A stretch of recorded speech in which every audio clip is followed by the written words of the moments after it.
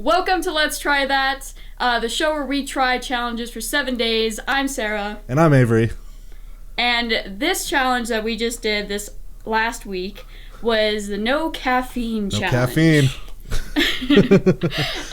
So that was interesting. I mean, for my personal experience, I drink coffee almost every morning, and I also sometimes in the afternoon, evening, but mostly in the morning when I wake up.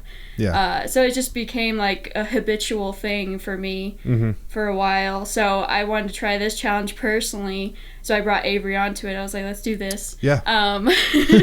And so like my experience with the no caffeine was that like I was fine the entire 7 days, but at the just yesterday I drank a Red Bull. I know. Oh no. I'm horrible. I'm horrible. And I was like, okay, I just did it for like the flavor, and also I only got like 2 or 3 hours of sleep that night, and I was all jittery.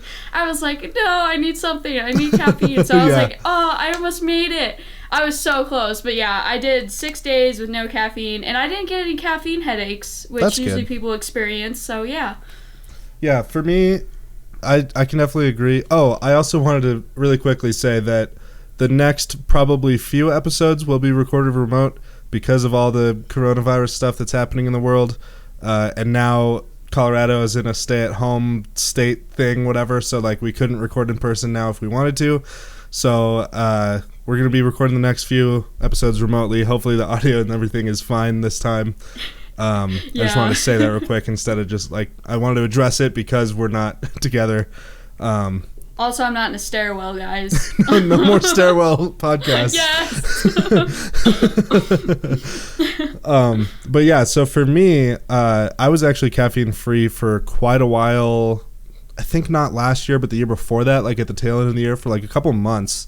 And then I got back on it again and was drinking a lot of energy drinks and stuff. And like you said, how you drank a Red Bull like mostly or at least partly because of the flavor. I felt the same way this week. Like I wanted the caffeinated drinks that I wanted, but not because they had caffeine in them or I felt like I needed caffeine, but because I like them.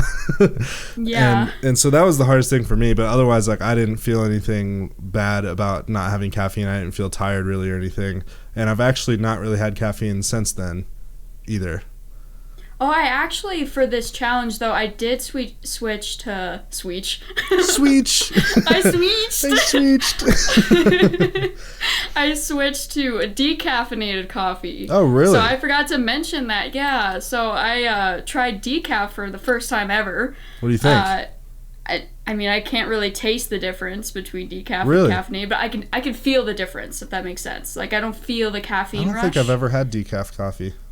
Yeah, it tastes pretty much the same, in my opinion. You guys, your coffee drinkers out there probably be like, yeah, I'd probably be able to tell she's the difference. Wrong. She's wrong. But, like, for me, I had Maxwell House. I thought, that was a different brand. Like, usually I have, like, the Starbucks version or... Right. I have a Keurig, so I usually, like... Oh, you use the little cups?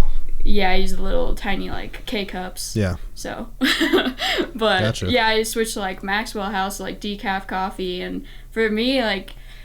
I mean, I felt the difference. I didn't feel like as energetic, I guess, jittery, anxious, stuff like that. Mm-hmm. So, I mean that's a good thing. But yeah. I also I work better when I'm like under pressure and anxiety and like I have like 1,000 things to do. I'm like yeah, like, and then I need that caffeine to give me more on a rush. Yeah, so I kind of feel the same way. in some contexts, I don't know. I've been working from home now too, so like I don't really need the caffeine because I've been waking up later. So like I've been getting an adequate amount of sleep. Yeah. But yeah, I don't know. I think I'll probably pick up caffeine again. It's just a matter of the next time I'm at the store or whatever and buy drinks that have caffeine in them. Right. Because I don't have anything. I don't drink coffee anymore regularly, so I don't have coffee at my house, and I don't have like pre-workout or anything, so I don't really have any caffeine like in the house. So it's just a matter of like next time I see an opportunity to get caffeine, I guess, kind of thing. Which who knows is when. I know. Hopefully we can, get to the grocery store and have some caffeine, maybe. Yeah, specifically just caffeine. That's all I want. Yeah. Just like the espresso shots. Yeah. It's essential. But yeah, so do you have anything else to add for the caffeine-free challenge? I'd say give it a try, especially if you drink a lot of caffeine. I think it can help cut down on your caffeine consumption probably after the challenge. And maybe it will help you potentially realize that you don't need caffeine as much as you maybe think you do. Well, I think for this challenge in particular, what I learned is that it's good to have a balance in your life, between having your caffeine and then going some days, some weeks without caffeine. It's that balance that you need to feel that's right for you. Yeah, in for particular. Sure.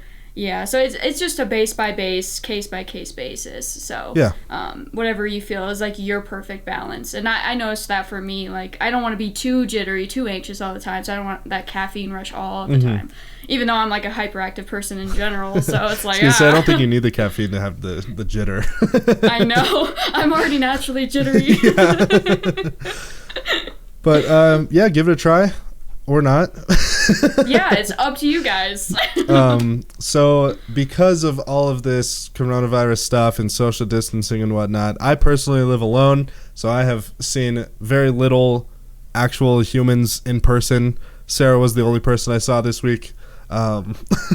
So because of that, and because I feel like I'm not very connected with a lot of people right now, I came up with the challenge to call somebody every day, not just text them or Snapchat them or something, just out of nowhere, give them a call, see how they're doing, catch up a little bit kind of thing. It doesn't have to be a long phone call, or it could be a long phone call.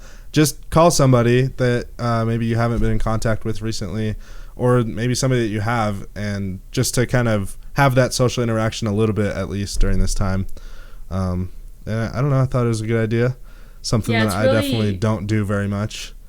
It's really important, especially in this time, for us to connect to the ones we love or our friends and just, everybody, our first responders or anybody. Yeah, literally anybody. Just give somebody a call. Yeah. So, yeah. And it's just good in general. Yeah. Not even during this time in general, but it's good to call people in your life and just say hi. So. Yeah, absolutely. So I don't really have anything else to add to that. I don't think it's going to be that hard because there's a lot of people that I'm already thinking of that's I'm definitely going to call this person. Yeah. I know there's some people in my head that I haven't even talked to in a long time. Right, exactly. And I think this is the perfect time to do that. Yeah. So, yeah. Just catch up a little bit. Yeah.